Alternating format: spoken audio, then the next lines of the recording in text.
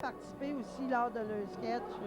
Comment est-ce que tu trouves ça, toi, à chaque année, que les gens participent, font du bénévolat pour faire quelque chose de bien à Témiscamingue? Je trouve ça merveilleux parce qu'ils vont chercher des gens d'ici pour quand même pas tout le temps aller à l'extérieur pour montrer aux gens qu'on est capable de s'organiser ici à Témiscamingue. Je trouve ça bien le fun. En tout cas, nous autres aussi, on trouve qu'est-ce qu'on aime, c'est que les gens participent non seulement parmi les Richelieu, mais aussi parmi la télévision communautaire, parce que, comme je l'ai dit auparavant, elle va devenir animatrice du bingo en direct à la télévision communautaire. Ça va être une première. En tout cas, on s'essaye. Non seulement tu vas essayer, je suis sûre que tu vas être très bonne. C'est comme ça qu'on va pouvoir dire, bien, les gens de chez nous participent à Témiscamingue, que ce soit à la télévision, au Richelieu, et c'est pour ça que l'émission existe. Merci beaucoup, Liane. Merci. Bonsoir tout le monde. Que vous regardez les Richelieu? Non, ça fait depuis qu'ils ont commencé que je viens à leur soirée. Alors, vous avez vu les débuts de chaque acteur? Oui, oui. C'est... Je m'amuse. C'est intéressant. Merci beaucoup. Bonsoir. Comment vous trouvez la soirée? Extraordinaire. C'est très agréable. Les gens de la place nous donnent un certain divertissement comme on a ce soir. C'est vraiment agréable. Comme ça, tout le monde aime que les acteurs soient des gens de la place. Oui, effectivement, parce qu'il y a quand même des circonstances qui font que les gens de la place comptent des anecdotes dont on est au courant. Puis même, à l'occasion, je pense que les gens ont quand même compté des blagues sur eux autres mêmes. Je parlais du cas de M. Gingras qui a parlé de son terme au conseil municipal. C'était vraiment intéressant. Est-ce que vous trouvez que les Richelieu participent beaucoup dans la région? Oui, effectivement, je pense que c'est très important que la communauté participe à la revue Richelieu parce que les fonds qu'ils ramassent, je pense, sont redistribués à travers notre communauté, puis c'est nos enfants puis nos jeunes qui en profitent. Merci beaucoup. Ça fait plaisir.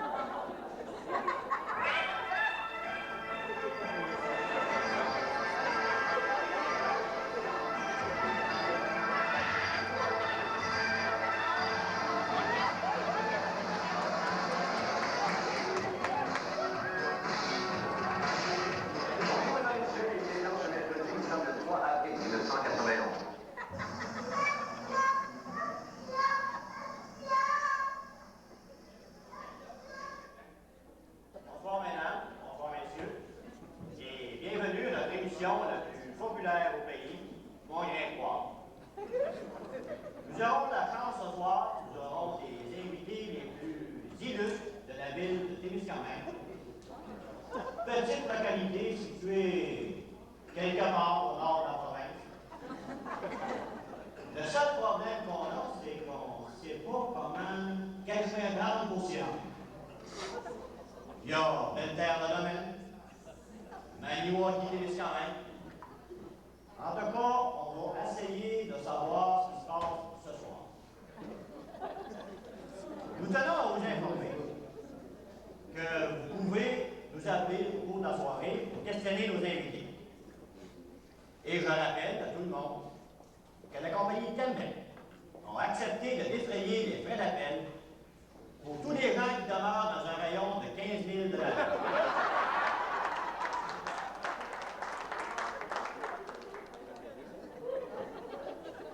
Ce soir, nous aurons comme invité Sally, la commère du village. Monsieur Charles Gagnon, le bras droit de Frank de Tory. Et le dernier, mais non le moindre, son honneur, le maire de Témiscamingue, Roger Senior Larosse.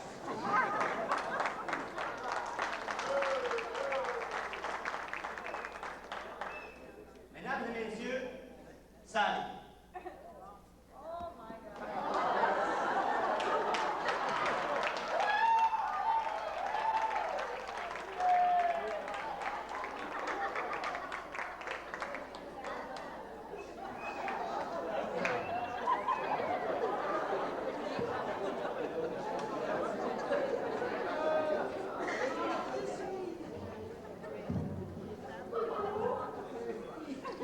pas.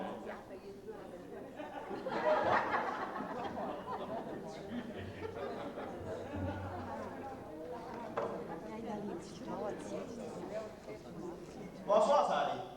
Bonsoir, Jean-Luc. Oh oui, ça va bien.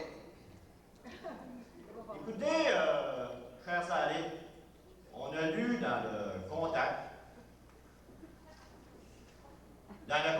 du 10 avril 1991, dans vos potins, que Maurice Rossignol va venir construire le centre communautaire à Témiscamingue. Est-ce qu'on peut savoir d'où ça vient, ces sources? Bien certain, Jean-Luc. Pour 10 piastres, chez son frère, lui, il peut nous mettre au courant. Mais moi, dans tout ça, il y a une chose que je comprends pas. Il va falloir que tu éclaires ma chandelle. Bien, lorsque j'étais à Hall, après manger un muffin au centre d'achat, Maurice, il m'a dit qu'il y avait eu un téléphone de Frank de Tory pour venir à Témiscamingue et faire briller le projet.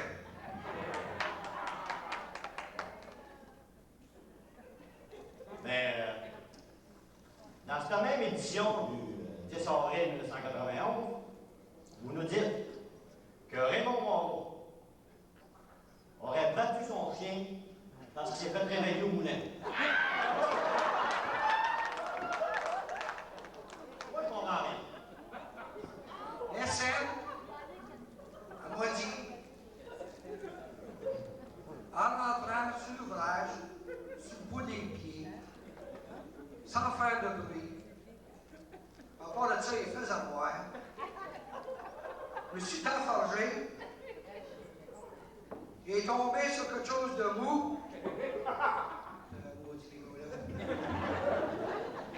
Il est tombé sur quelque chose de mou, puis quelque chose de petit.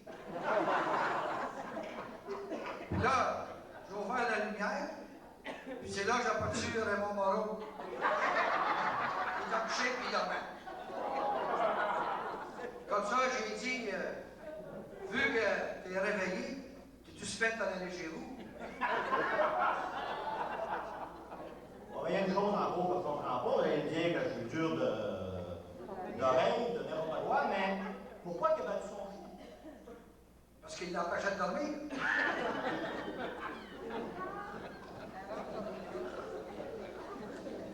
Frère Sally, vous avez sûrement d'autres potins à nous apprendre. Un instant, Jean-Luc, j'ai eu un message en arrière là, de remonter ça ici. Là.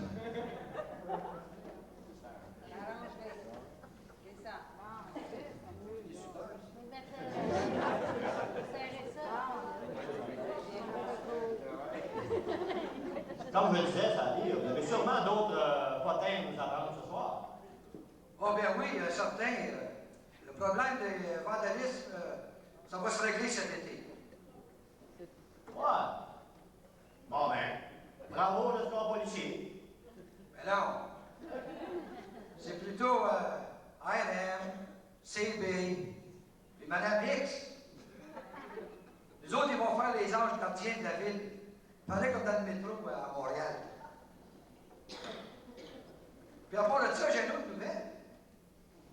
Le gouvernement, il va donner 5 000 $ au comité pour le chemin de Maniwaki. Mais pourquoi ils n'ont pas demandé 10 000 $? C'est sûr qu'ils l'auraient eu. Écoutez, là, quand le gouvernement, il voit des gens qui se battent entre eux autres pour un petit bout de chemin, mais il n'a pas pensé qu'ils vont recevoir de l'argent. Le gouvernement, il est dans ce temps-là, il est bien content. Mais ça arrive, vous avez sûrement des prédictions pour l'année qui s'en vient.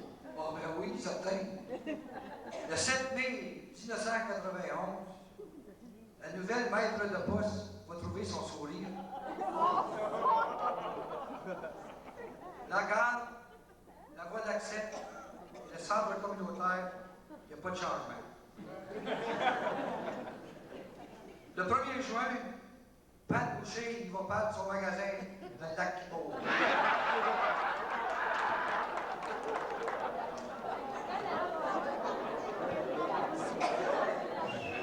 Maxime, lui, va acheter des autobus au G. Bonne nouvelle, ça. Salut, Jean-Luc. Bonsoir, Stanley, merci.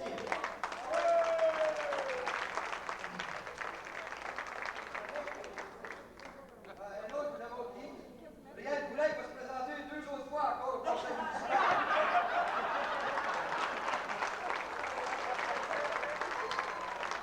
Nous avons maintenant avec nous des membres fondateurs du Club Richelieu, ainsi que le président actuel de cette année, M. André Valiquette. Je peux maintenant vous présenter le président fondateur du club, le Richelieu Réal Goulet, et puis les autres membres qui étaient à cette époque-là au Richelieu. Il y avait le Richelieu Neil Guillemette, le Richelieu Adrien Farran, le Richelieu Réal Plouffe, puis le Richelieu Hugues Saint-Martin. Maintenant, je vais laisser la parole à M. Réal Goulet pour qu'il nous explique un peu les débuts du Club Richelieu. Bien, pour commencer, j'avais été approché par notre gouverneur, Raymond Valiquette. Lui, il a fait beaucoup de voyages à Témiscamingue avec Robert Perron. Puis il dit ça prenait un club Richelieu à Témiscamingue. Comme ça, moi, ça ne me disait pas grand-chose d'embarquer. Puis avec plusieurs réunions, j'ai décidé d'essayer de former un club.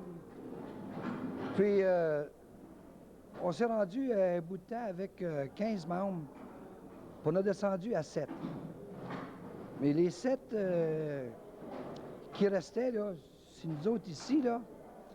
Puis, on a eu des réunions à l'hôtel White Oaks, d'une petite chambre. Puis là, on commençait à remonter. Puis on s'est rendu à 15. Pour fonder un club, ça prenait au moins 9 soupers Richelieu.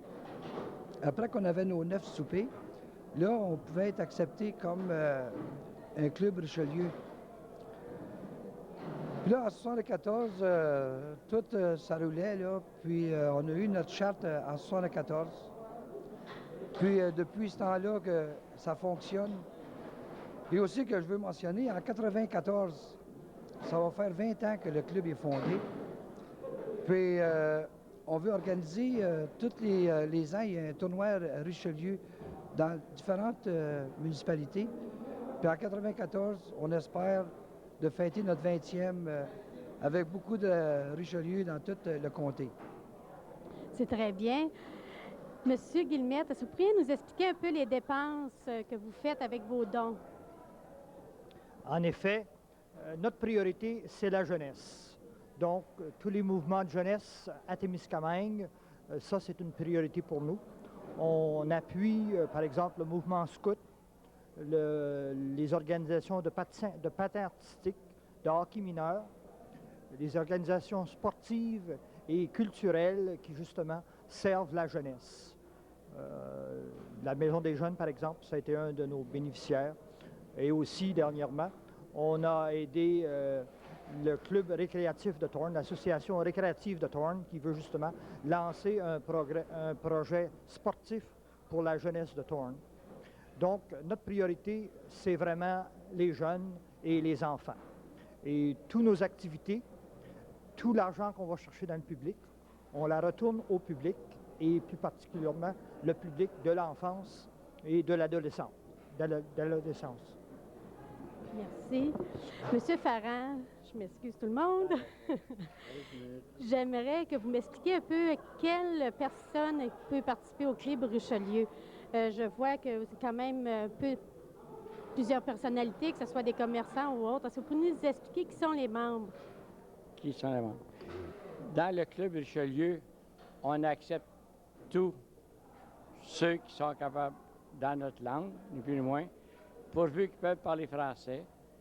C'est un club qui n'a aucune couleur, mais qui a la personnalité de francophone, on peut dire.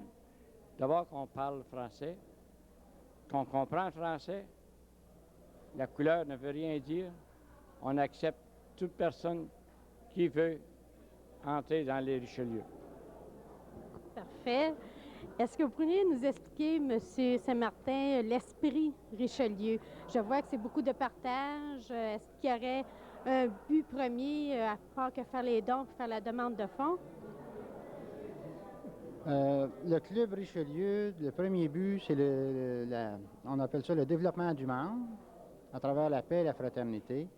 Alors, dans nos soupers, il y a beaucoup de périodes d'amende dans lesquelles les gens sont appelés à fraterniser.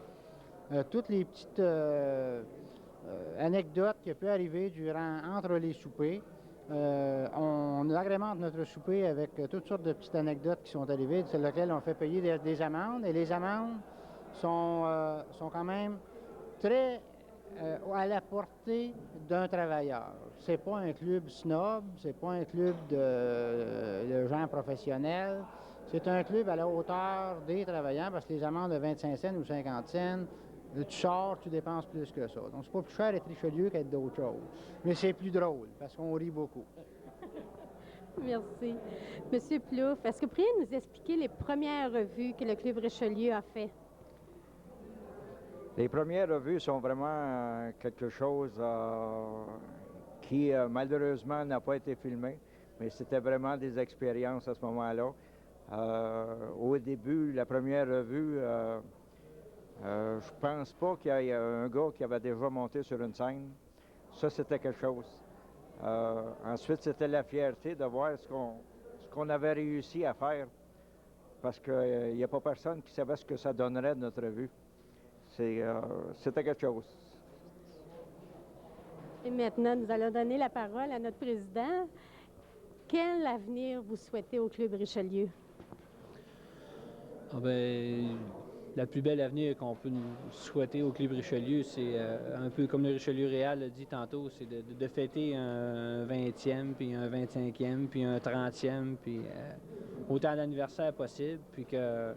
Parce que disons que le Club Richelieu, comme le Richelieu Adrien l'a dit, ça se rapporte aux francophones, donc je pense qu'il va toujours y avoir des francophones, puis il va toujours y avoir de la place pour tout le monde dans le Club Richelieu, puis plus on va être de membres, meilleures vont être nos réunions, meilleures vont être nos activités, puis les meilleurs vont être nos dons qu'on va pouvoir mettre aux gens dans la population. Monsieur Goulet, pour clore cette entrevue, est-ce que vous pourriez nous dire que souhaiteriez-vous que les gens gardent en esprit à propos du Club Richelieu? Bien, j'espère que les gens, je sais que ça fait 16 ans qu'ils nous supportent, puis qu'ils ont une belle image pour le Club Richelieu. Aussi, je voudrais mentionner Richelieu Réal Plouffe, qui vient de mentionner notre première revue. C'était tout notre début. On avait fini à 1h30 du matin pour notre première, parce qu'on ne savait pas. On avait des textes qui duraient 45 minutes. C'était quelque chose qui était long. Bon, c'était quelque chose, tout le monde y avait participé, tout le monde était nerveux. Moi, je me souviens, j'ai, dans une revue, il y en avait un dans la salle, le texte que j'avais fait, puis on s'avait dit quelques paroles parce qu'il ne savait pas, parce que ça venait de commencer le Club Richelieu. Mais il disait que je ne connaissais pas ça, ça dépendait du texte que j'avais fait. Là. Mais après qu'on lui avait expliqué que c'était seulement qu'une farce, il avait bien compris que c'était seulement des choses pour rire. Et aussi, comme j'ai mentionné tantôt, avec nos dons, qu'on est rendu à 98 000 $ depuis la fondation du club. Moi, je pense que c'est quelque chose. C'est merci à la population qui vient nous supporter aux revues, parce que c'est la seule chose qu'on peut avoir pour ramasser des fonds pour les jeunes. Et l'année prochaine, on va dépasser le 100 000 $. Je crois que c'est quelque chose. C'est beaucoup, oui. Je vous remercie tous et j'espère que vous comprenez maintenant ce que c'est que de s'impliquer bénévolement, ce que c'est, justement, on a un exemple vivant et concret de ce que c'est une ville qui s'implique, des gens de chez nous. C'est bien le titre de notre émission et nous espérons que vous serez là pour la prochaine émission et ce seront peut-être vous et peut-être vos enfants qui seront à l'écoute.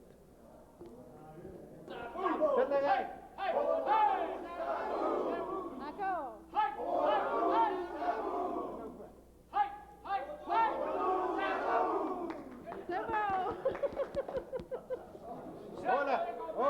caméra ne filmait pas. On va commencer? Non, non, non.